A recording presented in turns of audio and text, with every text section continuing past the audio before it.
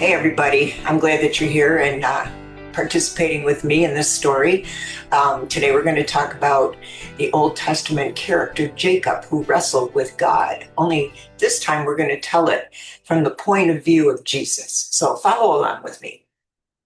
I've met a lot of people: fishermen, tax collectors, kings, widows, children, religious leaders, sinners, people who thought they had everything all figured out, and people who knew they didn't have anything figured out at all.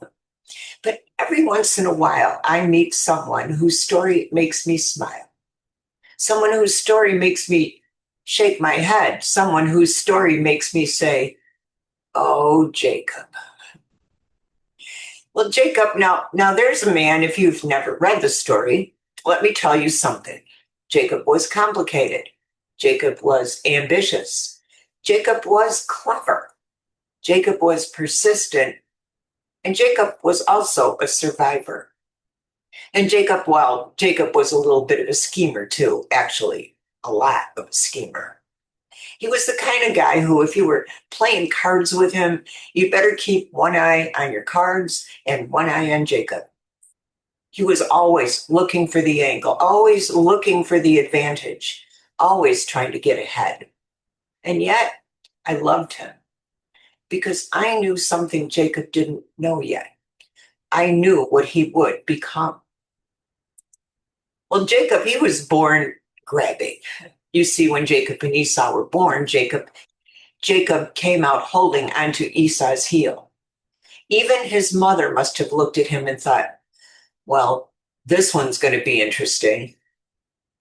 And Jacob, he spent much of his life grabbing. He grabbed the birthright, he grabbed the blessing, he grabbed whatever he thought might secure his future. And you know something? That's really not so different from many people today. People grab for money, they grab for recognition, they grab for control. They grab for attention, security, and they also grab for success. And they say, if I can just get a little more, I'll finally be okay. And Jacob thought the same thing. If I can just get the birthright, I'll be secure.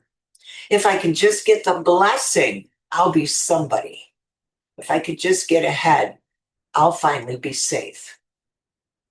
But Jacob was learning something the hard way. You can grab everything the world offers and still be empty.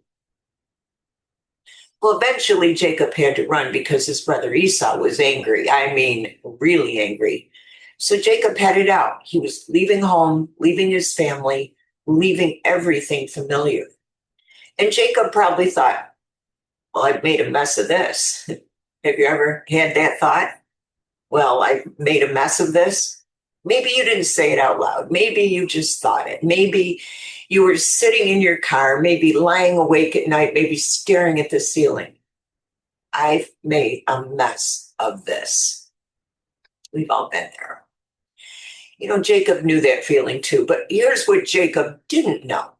He thought he was running away from home. He didn't realize he was walking straight into God's presence. Because that night, Jacob slept on a stone. A stone. Now, I don't know about you, but I've stayed at some questionable hotels over the years, and I've never said, you know what this room needs? A rock for a pillow. But Jacob, he slept there, and while he slept, he dreamed, and he saw a ladder reaching down from heaven. And angels were going up and down, and God spoke. God didn't say, Jacob, you really messed up here. God didn't say, let's review your behavior. God didn't say, come back when your life is put together. God said, I am with you. Think about that. Jacob was running away and God was running toward him.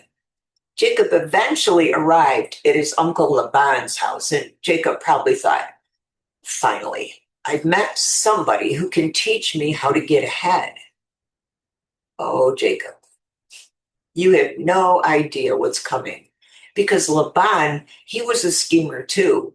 And Jacob spent 20 years learning what it felt like to be on the receiving end of his own tricks.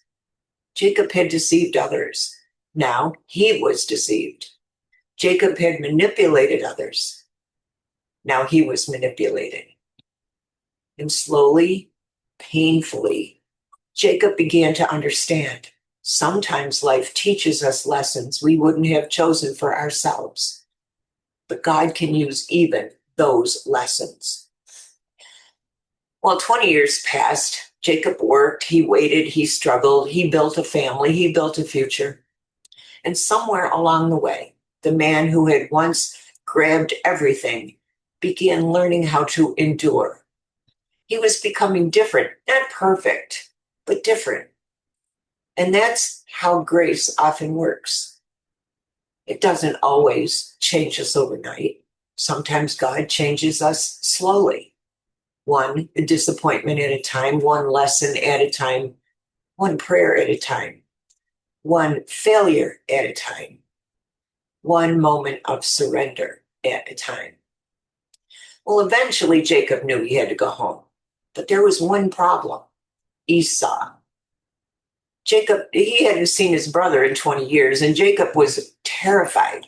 He heard Esau was coming, and Esau wasn't coming alone. He had 400 men. And Jacob thought, this is it. And that night, Jacob was alone. And that's when everything changed. Because Jacob wrestled all night with God. Now, I have to tell you something about Jacob. He was a fighter. He had been fighting his entire life, fighting for a position, fighting for approval, fighting for security, fighting for a blessing. But this time, he was fighting with God. Well, somehow Jacob knew, I'm not letting go. He wrestled through the night, and by morning, Jacob was wounded. His hip was out of joint. He was limping, but he was different because Jacob finally understood something. He couldn't win by being clever. He couldn't manipulate God. He couldn't bargain his way into blessing. He couldn't control the future. All he could do was hold on. Sometimes that's what faith looks like. It's not winning. It's not understanding, not having all the answers, just holding on.